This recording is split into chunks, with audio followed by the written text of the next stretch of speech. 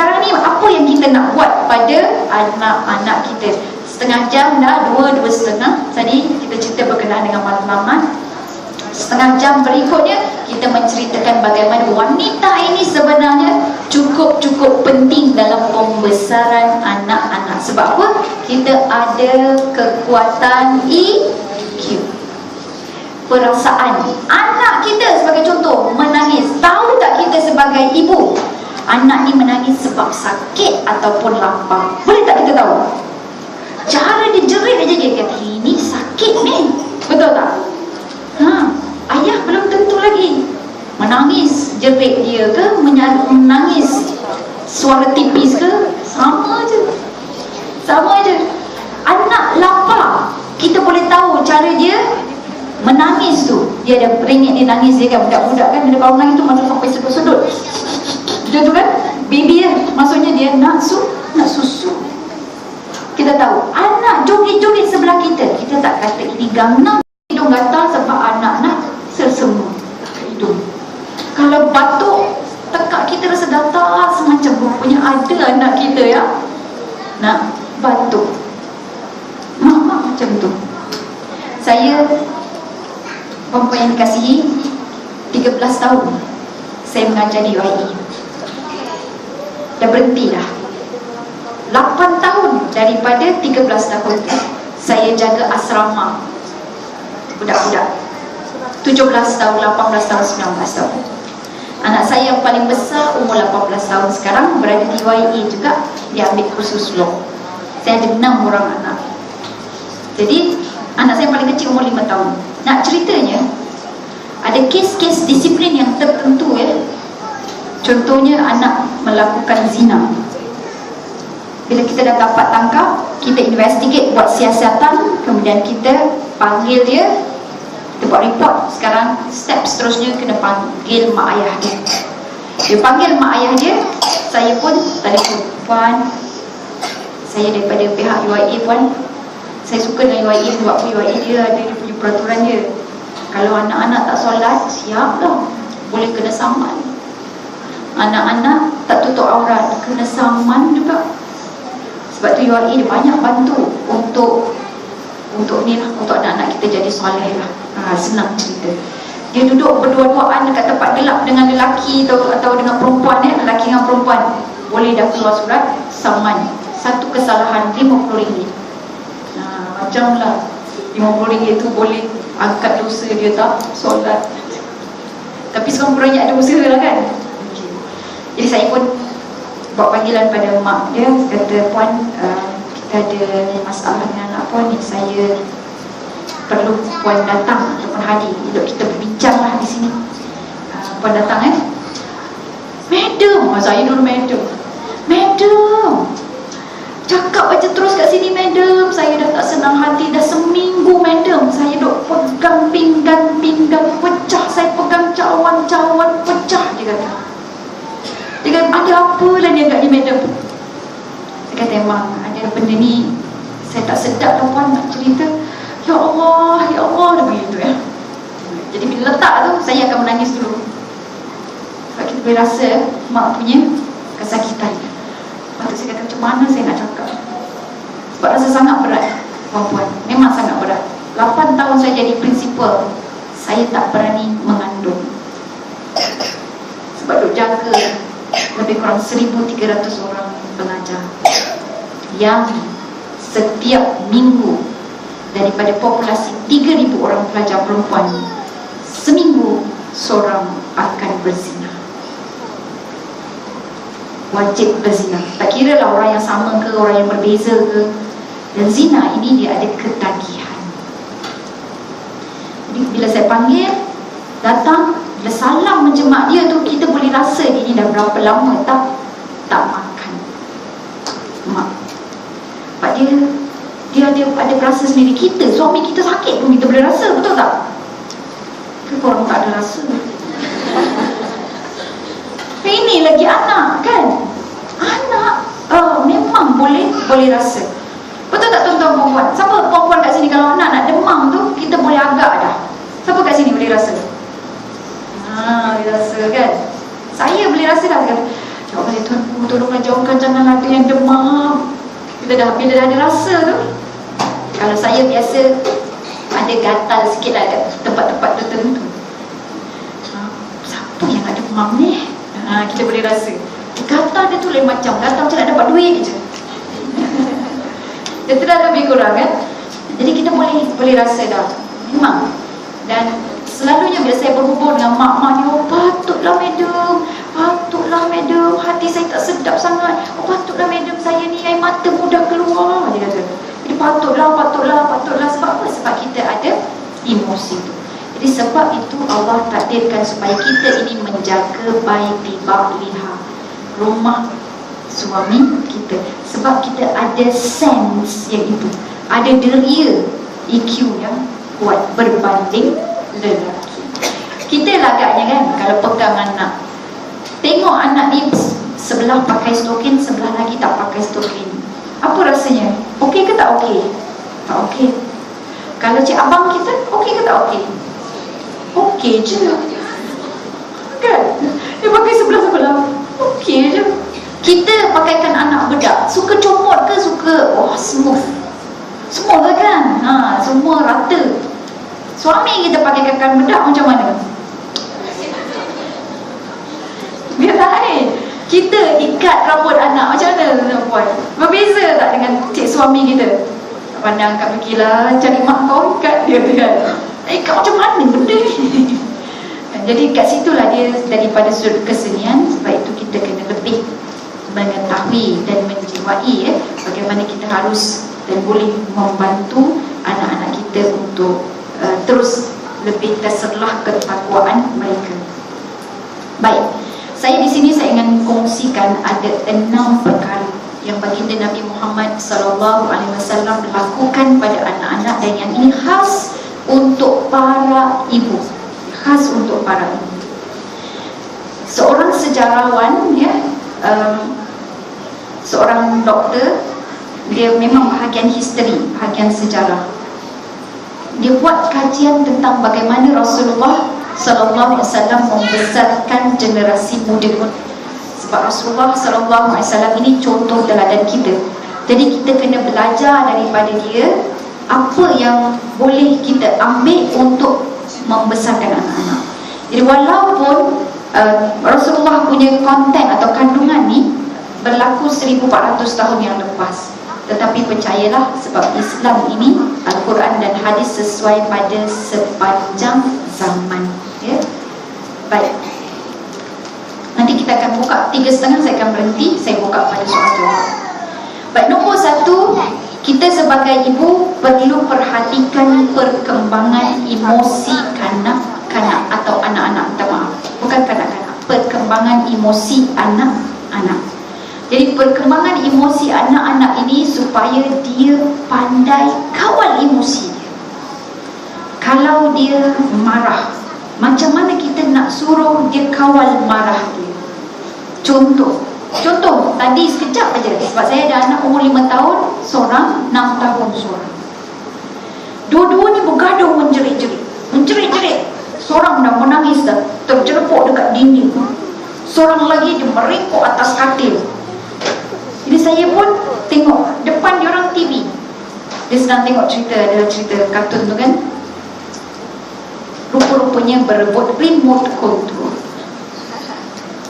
Jadi nampak dia ada emosi, dua-dua marah ni. Jadi abang dia cakap, awak je nak pegang remote control, kita semua tak boleh, itu tak boleh, ini tak boleh. Jadi macam mana nak satukan dia? Satukan dia dengan matlamat. Senang je, matlamat.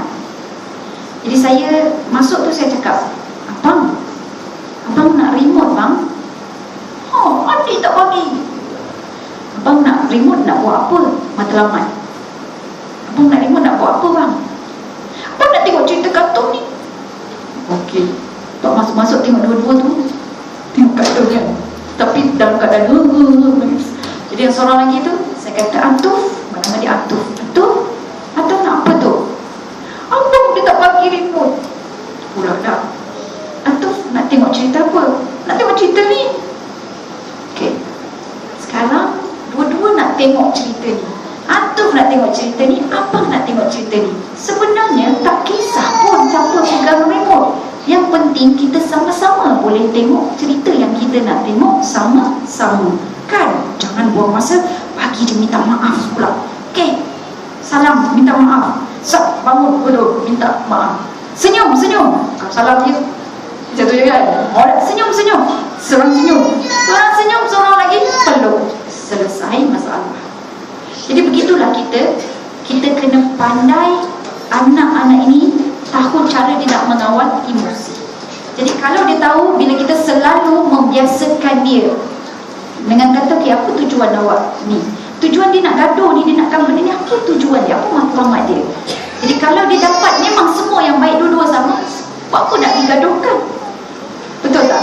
Jadi yang itu yang kita kena ajar, sebab anak-anak ni tak tahu. Oh, tak perlu bergaduh pasal remote rupanya, sebab dah dapat dah. Jadi baru dia nampak, bodohnya aku bergaduh sebab TV dah okey dah, kenapa pula perlu nak pegang remote? Jadi itu contoh bagaimana kita mengajar anak-anak dibangunkan emosi. Bukan beremosi, tetapi pandai mengawal emosi. Baik. Seterusnya, biasanya tuan-tuan puan-puan, saya bagi tips tu. Maksudnya kalau nak bangunkan emosi, perlu tahu matlamat. Jadi matlamat kita ini, selama mana kita tahu matlamat, jangan risau kita ada generation gap dengan anak-anak. Contohnya, anak-anak sekarang ni pandai berinternet kan. Tengok yang ini pun macam kena Samsung lagi bagai. Dulu kalau kamera tu punyalah besar, yang ni punya kan. Jadi ini teknologi. Tengok yang buat ni orang tua ke orang muda? Orang muda. Memang orang muda dia pandai. Kita jangan kata lah aku ni dah ketinggalan jauh lah, orang muda je pandai sekarang ni. Jangan risau. Sebab apa? Kita akan jauh lebih ke hadapan walaupun kita tua kalau kita memegang matlamat. Tanya dia balik, apa matlamat alat ni?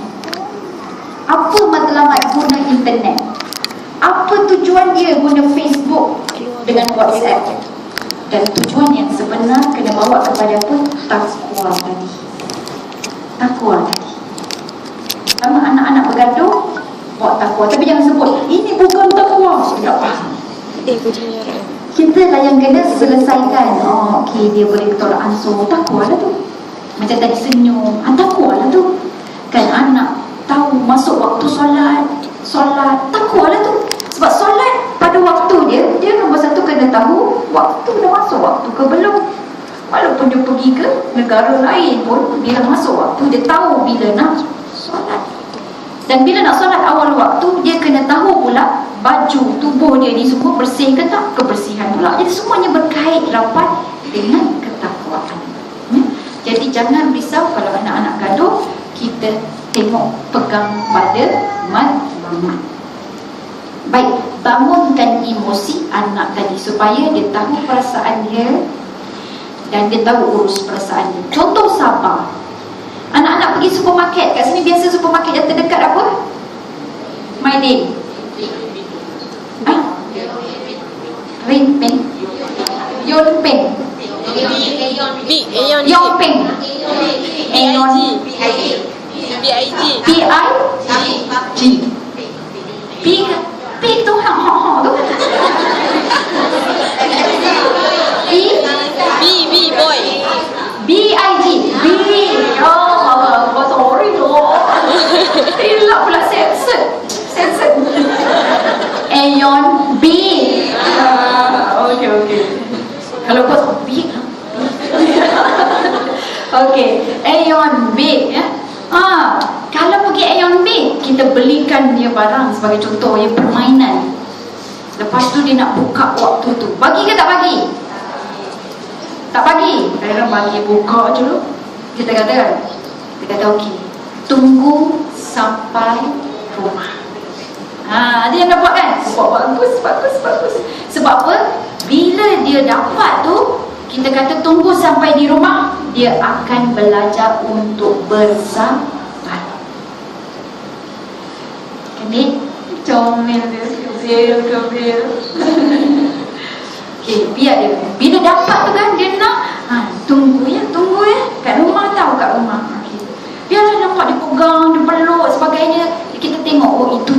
dia untuk menyabarkan diri.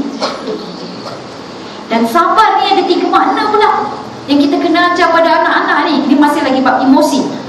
Sabar nombor 1, menahan diri dia daripada melakukan perkara yang tidak baik.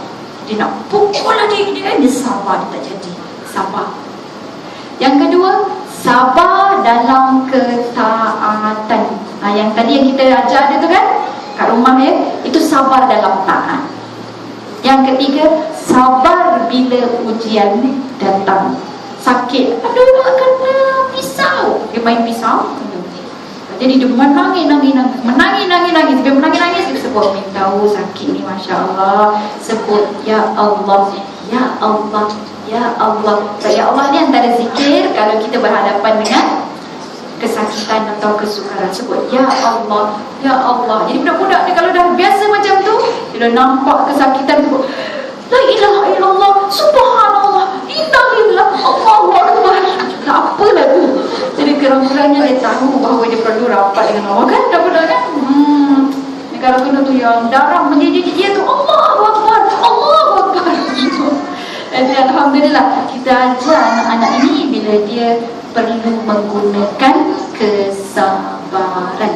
Dan begitu juga kita kena tunjuk contoh yang baik. Jadi nombor 1 tadi, bangunkan emosi anak-anak. Tapi perempuan yang dikasihi, sebelum kita ajar emosi dengan 5 lagi yang saya nak bagi, dia ada prasyarat pertama. Prasyarat pertama adalah hubungan yang sangat baik dengan anak. Kalau hubungan tak baik dengan anak, tak jadi, dia tak jadi. Jadi hubungan tu kena baik. Baik maksud dia 7 tahun pertama layan dia dengan kasih sayang. Walaupun dia tengok kita marah, tapi dia tahu kita sayang dia. Saya bagi contoh, anak saya umur 4 tahun, dia ambil gula-gula 1 kotak. Allah, kalau pergi kenduri kahwin kan gula-gula manjang kan. Saya agak sedikit orang kata tu tegaslah dengan makan gula-gula yang warna ni, ataupun yang macam kita tengok tak berapa bagus kan. Saya kata semua tak boleh. Saya akan tapis. Saya akan kata, okay, this one okay, this one cannot. Jadi anak saya satu masa dia semua dia nak, dia menyuruh-nyuruh dia makan. Dia makan abang dia bagi tahu, dia kata, Umi, Atuf eat candies, all candies. Dia kata, Atuf makan semua candy. Tapi belum habis makan lagi, tengah makan Atuf. Saya kata, Atuf, mari sini, bagi candies kat Umi. Dia dah menangis-nangis dah tu. Dia tahu apa Umi dia dah buat. Memang dapat aja apa saya buat, saya buang dalam tong sampah depan dia. Dia menangis, menangis. Lagi tergolek-golek, lagi marah dia. Kemudian saya pegang dia, saya peluk dia. Saya cakap, bagi tahu Umi kenapa Umi buang candy tu. Cakap baik-baik lah. Apa dia kata? Nangis-nangis. Because you love me.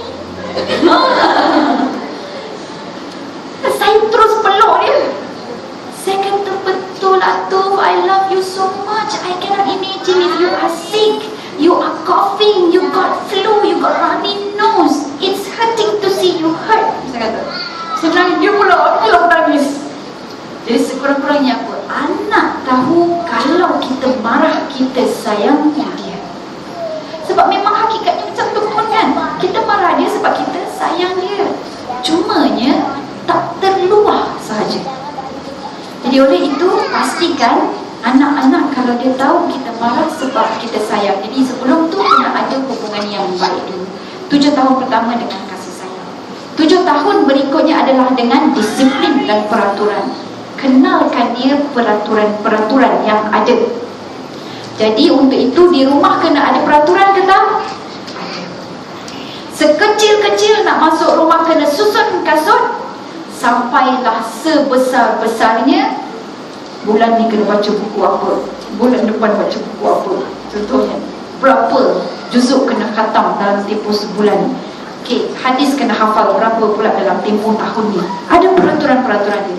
Daripada kecil-kecil, sekecil susun kasut, sampailah pembesaran ilmu dia dan jiwa dia. Solat berjemaah. Bila solat berjemaah? Sebab tak selalu boleh solat jemaah kan. Contohnya maghrib. Isyak mungkin ayah dia nak pergi ke masjid, nak bawa dia. So jadi kita yang perempuan ni berjemaah pula di rumah kalau kita tak pergi ke surau.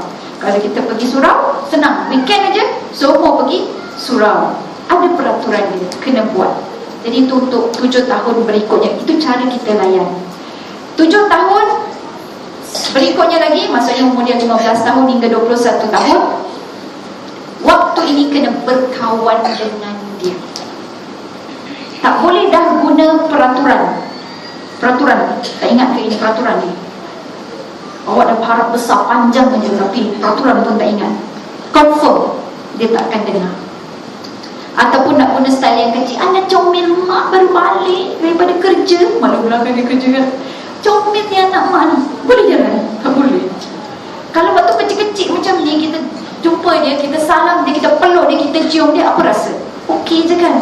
Agak-agaknya kalau mak saya datang jumpa saya dah besar macam ni, terus peluk saya, cium saya, apa nampak raya? Pelik dah pula kan? Melainkan kalau kita datang, kita cium ni dia, tengok suami kita dah besar-besar, ada mak kita nak cium dia, mak mentua kita? Tak ada. Sebab masa itu sudah berlalu. Jadi dia ada 3 cara bagaimana kita nak melayan dan merapatkan hubungan dengan anak-anak. Tetapi masalahnya, kita tidak mampu untuk menjadi kawan yang baik pada anak-anak kalau kita tidak ada kasih sayang awal. Ya? Jadi sebab tu dia kena sama. Dapat tu? Dapat ya? Jadi 7 tahun yang pertama, kosong hingga 7 tahun nak buat apa? Sayang. 7 hingga 15 tahun nak buat apa pula? Disiplin, peraturan. 15 tahun hingga 21 tahun apa buat? Berkawan. Jadi itu dia punya teknik Rasulullah buat. Jadi waktu berkawan, yang kita ajar nombor 1 adalah emosi. Kekuatan emosi. Selepas kekuatan emosi ini, tuan-tuan dan puan-puan yang dikasihi, barulah masuk bab akidah. Baru masuk bab akidah. Jadi emosi, bila anak dah sayang dengan kita, apa juga yang kita cakap agak-agaknya dia dengar ataupun tak dengar. Kalau dah sayang kat kita, dengar. Sebab bila dia sayang, dia dah percaya. Bila saya sebut percaya, itulah dia iman. Apa maksud iman? Belief. What is belief? Percaya. Tentang kepercayaan. Jadi bila dia percaya dekat kita, kita cerita berkenaan dengan Allah, dengan Rasul, dia tak nampak Allah pun, tapi oleh kerana sayangnya dia dengan kita, dia akan beriman dengan Allah. Kita cerita pasal syurga dan neraka kerana apa? Kerana dia percaya dekat kita dan trust dekat kita, dia pun percaya kepada syurga dan neraka. Tetapi kepercayaan itu boleh jadi hilang sekiranya dia juga hilang kepercayaan pada ibu ayah dia. Remaja-remaja kita sekarang ini yang iman dia kurang, tengoklah hubungan dia dengan mak ayah dia macam mana. Saya banyak remaja-remaja yang saya ajar dalam kelas, habis saja kelas, kita cerita pasal syirik. Kita cerita pasal kafe. Kafe ni rupanya ada 13 cabang. Jadi dia duduk depan saya, dia kata, "Madam, can I share you something?" Dia kata, "Boleh tak saya nak kongsi sikit dengan madam?" Saya kata, "Okay, why not?" "Madam, jenis-jenis kafe yang kita bincang ni madam, dari 1 sampai 13, semua saya ada. Semua saya ada." So siapa saya jawab? "It's your choice. Itu pilihan awak." Betul tak? Dia yang pilih nak ada ataupun tidak ada. Rupanya lepas tu dia cerita, dia dengan mak dia tak ngam langsung. Pada dia, mak dia asyik cari kesalahan dia saja. Padahal kita mak kadang-kadang bukan cari kesalahan, kita nak dia jadi lebih baik. Tapi anak ni tak faham. Sebab tu kita kena guna bahasa yang anak faham. Walaupun kita nampak kelemahan dia, kita guna teknik lain pula. Teknik kalau kita jumpa kawan-kawan kita, kalau dia ada keburukan, apa kita cakap? Kita cakap terus terang, tapi kita jaga hati dia. Betul tak? Dengan anak kita tak ada. Anak kita main tarang saja. Lepas tu kita main herdik aja. "Oh ni, kalau tak jumpa gini, tak jumpa kawan, tak sah." Ada tak kita cakap macam tu dengan kawan kita. Kita kalau cakap dengan kawan kita, kita kata, tolong mak, kalau kita jumpa kawan ada masa dia okey tak? Macam tu kita cakap dengan anak kita. Kak Umi suka buat berkawan, tapi Umi nak kalau jumpa dengan kawan tu elok ada masa dia. Jadi awak pun tak terbuang masa, awak boleh jaga masa awak ada kerja sekolah lagi, sekolah tak habis selesai lagi kan. Kita nampak macam bagi suggestion, bagi cadangan. Memang tuan-tuan puan-puan, anak ini dengan mak dia kata, mak saya selalu kata saya derhaka. Dan dia juga tidak solat. Sebab tu dia kata semua jenis-jenis kafir itu ada pada saya. Takut tuan-tuan puan-puan. Takut. Kita takut sebab apa? Sebab kain yang putih tadi, kita tak tahu nak corak tak mana. Itu yang dia jadi huru hara. Dia pun tak tahu diri dia siapa. Ya? Okey. Bab yang kedua, akidah.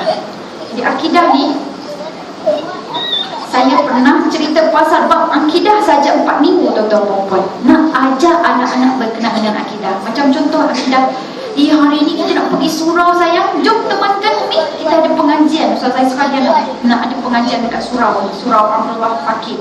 Temankan Umi okey. Bawa kereta, dia duduk sebelah. Alhamdulillah, dapat parking kat sini. Tu rezeki kau lah nak. Allah sayang kau lah nak. Apa dia rasa? Allah sayang kita. Anak saya selalu cakap macam tu. Ya Alhamdulillah, you follow me, I can get the park easier. You ke Umi. Kalau awak tak ada, susah Umi nak dapat parking. Jadi kat situ dia tahu bahawa diri dia penting, diri dia dihargai. Yang penting dia tahu Allah sayang. Memang hakikatnya Allah sayang dia pun, betul tak? Dia lagi anak-anak syurga kalau yang kecil-kecil umur bawah 15 tahun. Mati confirm terus masuk syurga. Kita ni belum tentu lagi. Siapa kat sini confirm mati terus masuk syurga? Katakan.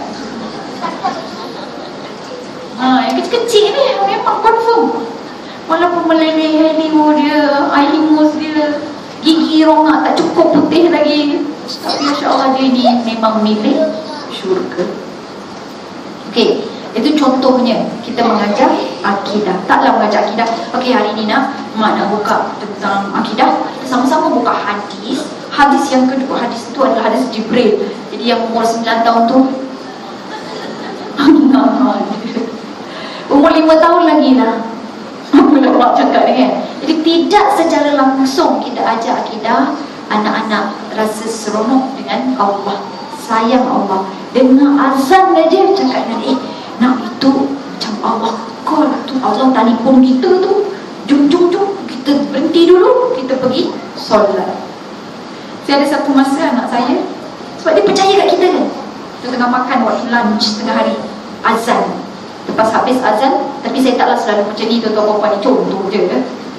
Azan je saya kata, okay come on, kita tidy up, kemaskan pinggan apa semua. Kakak tolong Umi basuh pinggan, Umi bawa pinggan ke dapur, kakak tolong basuh pinggan. Habis saja kita terus ambil wuduk, kita sembahyang. Yang kecil umur 4 tahun, Umi why? Dia tanya, biasalah hujung minggu punya kerja kan. Saya jawab dengan dia, saya kata okay, kita nak kalau ada orang datang nanti, ada tetamu datang nanti, kita dah siap. Saya tak sebut kalau, nanti ada tetamu akan datang, kita dah siap solat. Jadi yang lain kakak dia tu tak ada tanya lah, tahulah kami memang lepas makan bersihkan apa semua tak. Tapi yang orang 4 tahun ni sebab dia apa, curiosity, dia nak tahu dia tak puas hati, dia ikut saya. Umi, siapa tetamu Umi tu? Siapa nama dia? Dia kenal tak dengan warna? Dia tanya je, kenal tak dengan Allah, yang siapa je kan. Dia lalas, saya duduk aras dia, saya tengok mata dia, saya kata, Wardah, tetamu kita kenal Wardah, tapi Wardah tak kenal dia. Siapa ni? Siapa? Nama dia Israel. Siapa Israel tu? Dia dengar je apa dia cakap, mati. Terus dia lari pergi toilet, ambil wuduk, siap pakai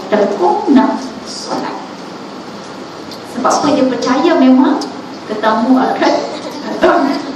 Memang datang pun. Malaikat Israel ni satu hari berapa kali dia ziarah kita?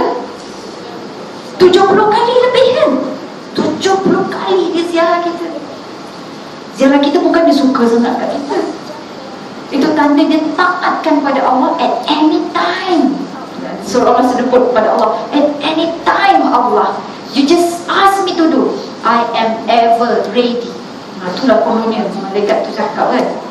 Dia sentiasa bersedia untuk menjalankan tugas dan tanggungjawab. Jadi itu contoh macam kita nak menerapkan akidah. Nombor 1 emosi, nombor 2 akidah.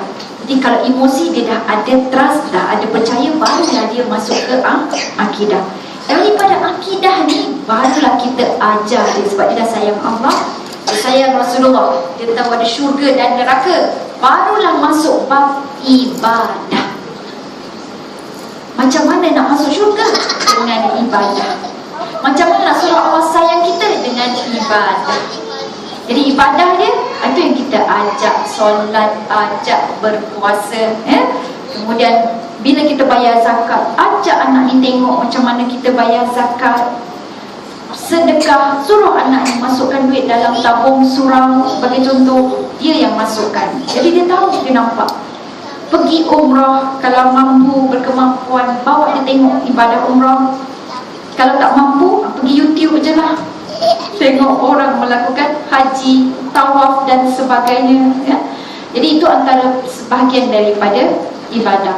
Lepas ibadah, apa yang kita nak ajar anak-anak kita? Kita ajar daripada ibadah akhlak. Akhlak. Akhlak ini sebenarnya adalah buah ibadah. Contoh solat. Solat, sebelum solat kena ambil wuduk. Wuduk ni lambang apa? Bersih, suci. Akhlak adalah menjaga kebersihan diri, kebersihan tempat, kebersihan pakaian. Contoh akhlak. Dia akan belajar dan kita kaitkan dengan ibadah.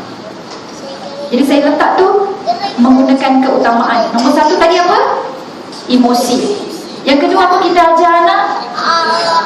Akidah. Yang ketiga ajar apa? Ibadah. Yang keempat ajar apa?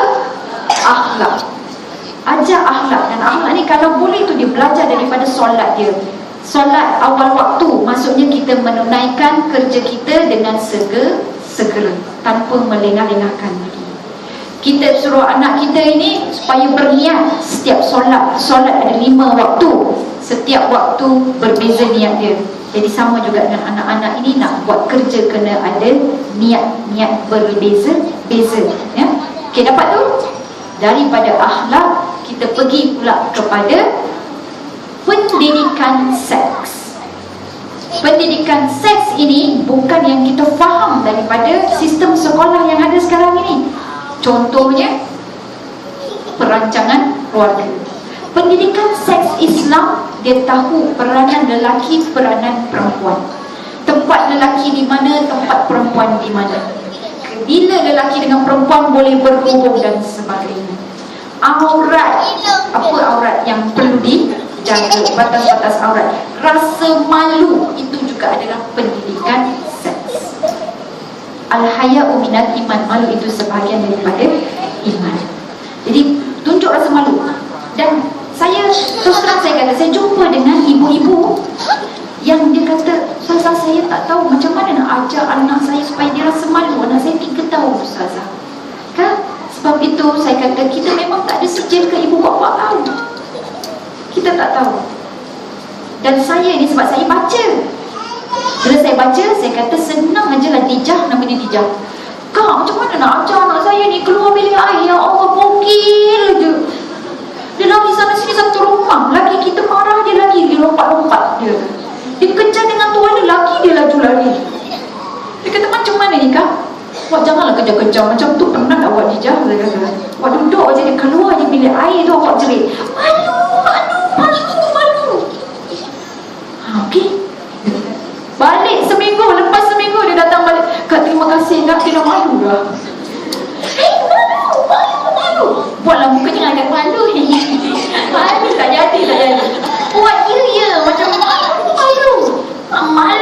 sebahagian daripada iman. Jadi daripada rasa malu tu, nanti dia akan jaga aurat dia kan. Jadi daripada situlah pendidikan seks itu terbina. Pendidikan seks yang paling mudah adalah bawa anak-anak ke surau. Bila sampai surau, dia nak ambil wuduk. Kat situ dia tahu tempat lelaki, tempat perempuan. Kita ajarlah. Tandas kat rumah kita ada ke? Tandas lelaki di sini, tandas perempuan di sini ada. Ada. Unisex. Semua boleh masuk kan? Sebab tu elok kita bawa ke surau. Bila solat, lelaki di mana? Depan. Perempuan di mana? Belakang. Nah, jadi kat situ dia nampak, oh kena ada pisah lah. Jadi kalau tak pisah, dia campur gaul. Ini yang masalah ni.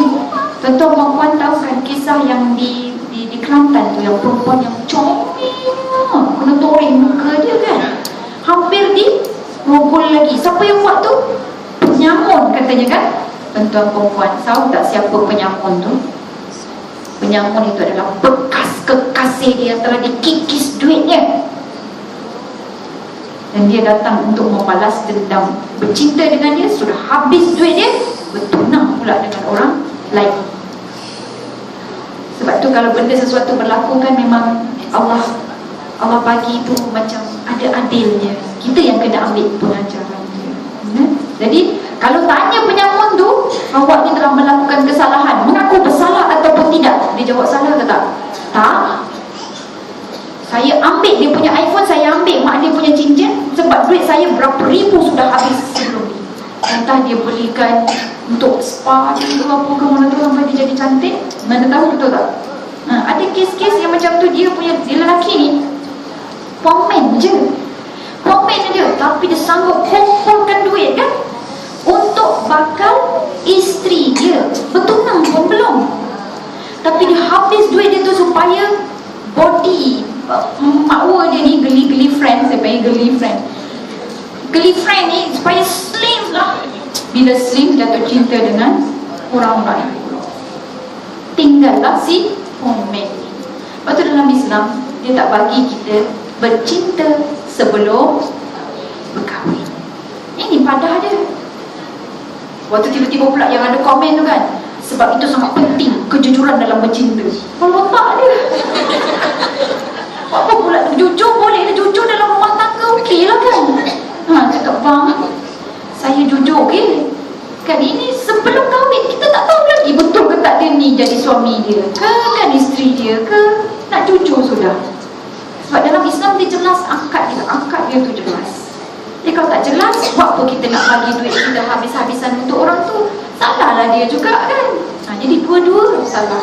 Yang perempuan salah sebab mengikis duit orang, yang lelaki salah sebab belum ada akad lagi, tak tahu kedudukan, sudah melabur kan. Jadi itu pelaburan yang tak betul. Jadi pendidikan seks yang nombor berapa tadi?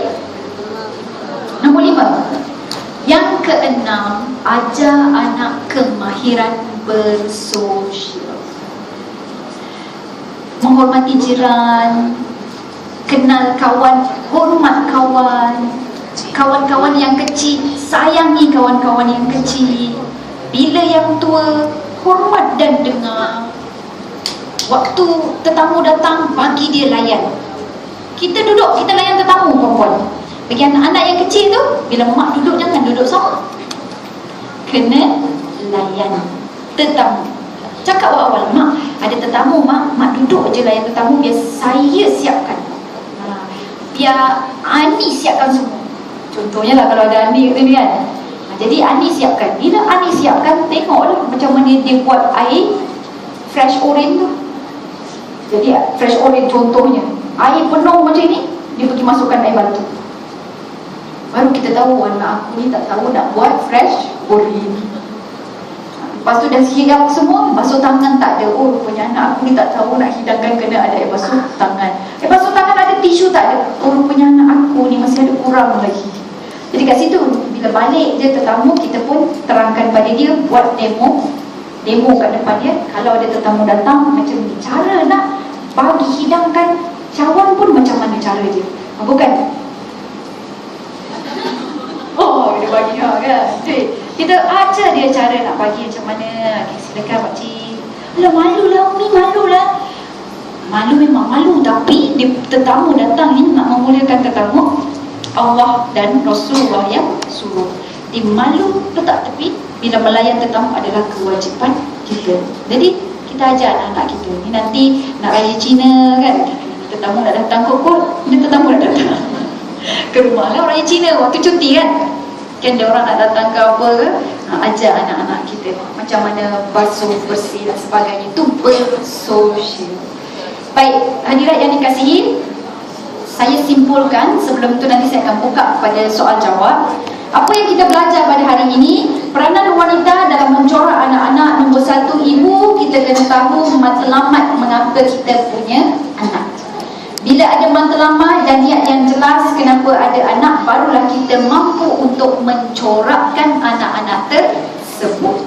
Dan nak mencorak anak-anak ini, kita perlukan kemahiran-kemahiran yang tertentu. Dan antara kemahiran yang perlu ada adalah kemahiran membangunkan emosi anak. Saya terangkan ni, dia punya topik aja, tapi perbahasannya tu dia banyak, dia lama. Satu bab emosi dia, tuan-tuan puan-puan, mungkin memerlukan kupasan sampai setahun. Bab emosi saja.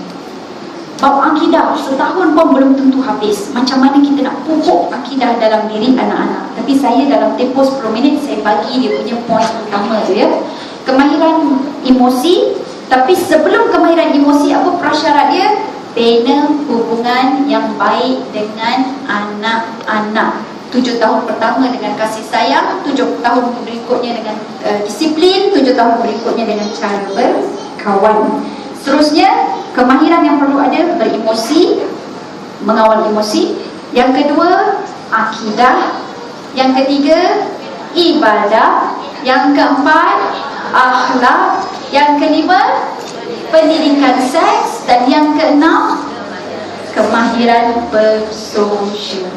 Selepas itu, kita tutuplah mata kita dengan rasa Alhamdulillah ya Allah, aku telah menyempurnakan tugasku sebagai ibu terhadap amanahmu.